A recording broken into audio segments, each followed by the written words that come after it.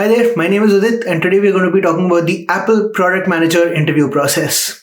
After watching this video, you should have a pretty good understanding of the process itself, what interviewers are looking for in each of the rounds that you'll encounter, and a couple of tips on how to make it through them. Last I'll cover is an Apple-specific tip that's worked really well for a lot of candidates interviewing at Apple for PM roles. Quick introduction, I'm from Prepfully. On Prepfully, you can practice for free with other candidates. You can also get targeted specific feedback on your interview skills or just advice in general from interview coaches who've worked at Apple. And finally, you can also get your resume reviewed by a recruiter who hires for Apple PM roles. In this context, this overview has been put together by the very same Apple PMs who've been coaching and mentoring candidates for their Apple interviews, so you'll be in good hands. Right then, on to the overview. In a nutshell, the Apple Product Manager interview process has 3 steps. The first is the recruiter round, the second is your initial screen, usually with your hiring manager, and the third is the onsite, or these days virtual onsite loop, where there are 4 or 5 interviews back to back. Let's talk about step 1 first. The first step is the recruiter phone screen. This is usually going to happen online or over the phone. It takes 20 to 25 minutes, and their goal is to do a high-level fit analysis based on your skills and past experiences, but also based on what the cultural requirements of the role look like. Some high-level tips for getting through this round. 1, be super familiar with your past work. Make sure that you have a project you can talk about from each of your past roles. B, make sure you're clear about what your contribution was in each of those past projects, but also the skills you gained from the experience, the skills you developed that are going to be relevant to this new role. 3, keep answers short and crisp. This is not one of those deep dive rounds. 4, have a clear reason for why you're applying to Apple and how it fits in with your long-term career goals. 5th, your interview is 99% of the time going to start with that old favorite, tell me about yourself. So make sure you have a good answer to that question. Next up then is step 2. This is your initial screening interview with a product manager. Most of the time it's going to be the hiring manager who's going to take this interview, but sometimes it's also another Apple product manager who does this. Your interviewer in this interview is going to cover a really large number of topics in a very short amount of time because this interview is typically 45 to 60 minutes long, and their goal is to assess you on a much deeper level than the recruiter did across all the crafts and skills, both technical as well as soft skills, as they're called, that the role might demand of you were you to get the job. So effectively, they act as a screener for you to get into your on-site round. Broadly speaking, the questions that come up in this round can be categorized into 4 buckets. The first is craft experience. So have you done the job before and have you done it successfully? There's largely going to be tell me about a time sort of questions which try to delve into what sort of product management you've been exposed to and what skills you've gained from that experience. The second type of question that's going to come up is your craft application. Can you take those skills that you've gained over the years and then apply them to situations that you might be facing? So this is probably the widest bucket because it can cover anything from product strategy or product sense all the way to product design or product insight, to getting very specific with, for instance, analytics or execution or diagnosis of outages. The third bucket of question you're likely to get are domain-specific questions. So these could be technical in nature if you're interviewing for a particularly technical role such as a security PM or an API PM, but it can also be specific to domains such as hardware, for instance, if you're interviewing for a hardware team, for instance. So it's really important to know what that role is all about and make sure that your skills map to that. Finally, you're almost always going to get a couple of behavioral and leadership questions. Why? Because PMs in most companies lead through influence. You have to persuade your team to buy into a vision. You have to collaborate with a diverse set of stakeholders in getting everyone aligned to the big goal. And they're going to want to see that you're able to do this and you're comfortable doing it in what can effectively be a pretty high stress environment some of the time. Right. Tips for this round. 1, be extremely succinct. As I mentioned earlier, there is a tremendous amount of ground to cover in this interview. Your interviewer is going to have a long list of things they want to assess you against before they decide whether you should be taken to the onsite or not.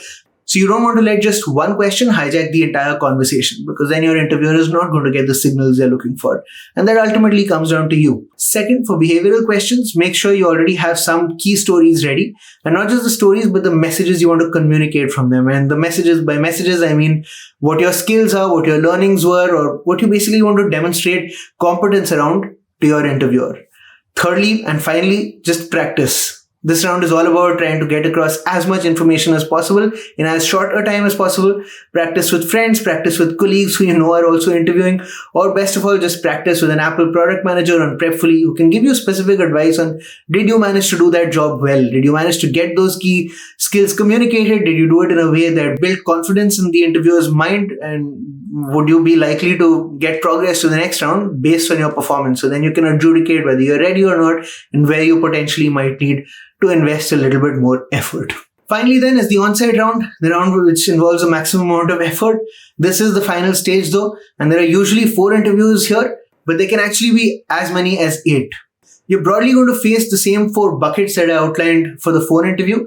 So what I'm going to do then in terms of tips is just deep dive into each of these buckets and tell you again what interviewers might be looking for and how you could go around making sure you do a good job at communicating these skills to that same interviewer. So first off then, craft experience. For this, make sure that you practice your stories and communicate not just what the underlying skill is, but your ability to learn and adapt that skill based on the situation that you've faced. So your ability to introspect, your ability to think about what would I keep doing, what would I do differently, and show how you can then apply that in a practical sense to maybe the next project you did or the next piece of work you might theoretically pick up. For craft application questions, don't just churn out a framework and rigidly adhere to that. Apple interviews are particularly tricky because you don't necessarily know in advance what exactly they're going to be testing you for in those interviews. So it's totally okay, for instance, to run through the entire gamut of topics that you might potentially cover in a broad question, then ask your interviewer where they want you to focus, because then that allows them to tell you that, hey, I mostly want to see you wireframe this, or I mostly want to talk about what the market landscape looks like and how you feed that into your strategy.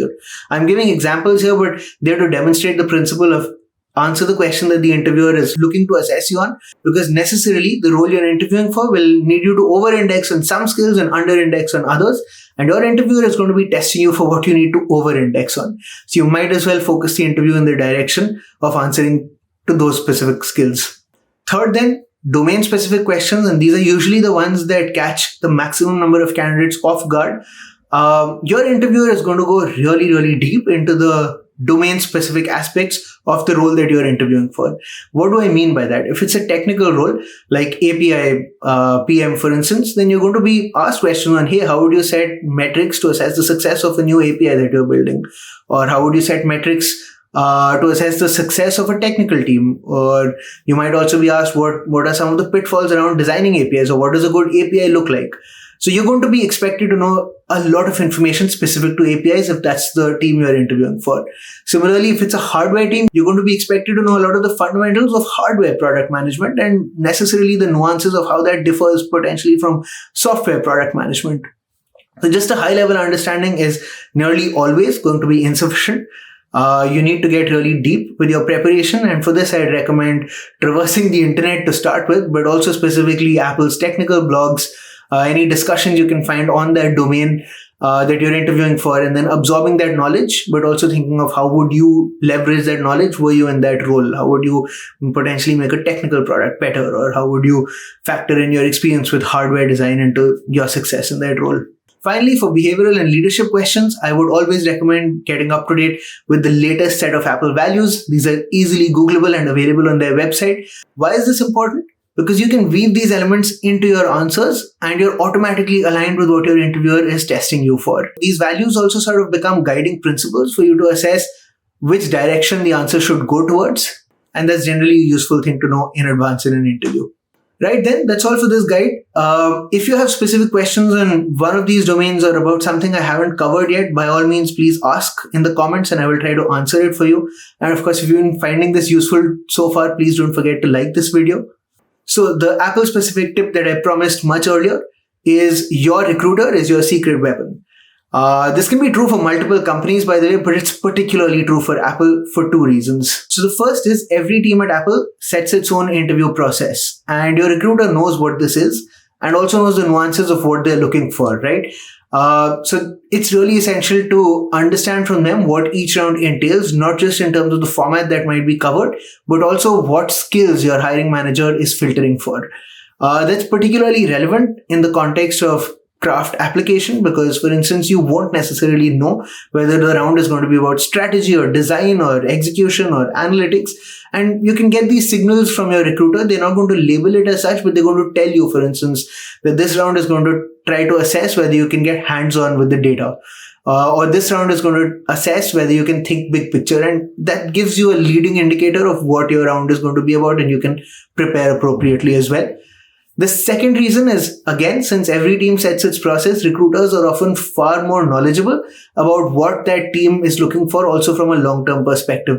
So you can quiz them on what's the growth of this team going to look like, what are the long-term plans, what is the shape and form of the team going to evolve into, how could this role's career trajectory evolve in the next couple of years. And again, for a lot of companies, recruiters do know these things, but most big companies have a centralized hiring pipeline. That is completely not the case for Apple. So while they have a centralized hiring pipeline to some extent, the interview format is largely going to be set by the team, and therefore your recruiter has a lot more knowledge than they might if you were interviewing, for instance, at Google. So leverage that to your highest extent, because again, in your hiring manager interview and in your behavioral and leadership questions, these can be really powerful things to leverage in terms of when talking about your motivation, tying it back to how this role is going to evolve and why that's particularly relevant for you, could be a really effective way to get your point across in terms of your fit for a role. Right then, that's all from us at Prepfully. When you feel ready for a sense check or just want to practice with an Apple product manager, you can book a mock interview on the website, or you can just practice for free with other product manager candidates. There are plenty of those as well. I'm also going to link to a bunch of other useful resources within the description. So, for instance, a written guide for what I've just gone through, a couple of blog posts on specific aspects of the interview process, as well as a link to our question bank, which has loads of recently asked questions from Apple product managers. Otherwise, I hope you found this useful. As I said earlier, please don't forget to like and subscribe, and good luck for your interviews. Thanks for watching the video. If you liked it, please subscribe. Our website is prepfully.com. We've got lots of interview questions there. You can also schedule a mock interview with one of our experts. You can find the link in the description below. All the best from us at Prepfully, and we hope you totally rock your interview.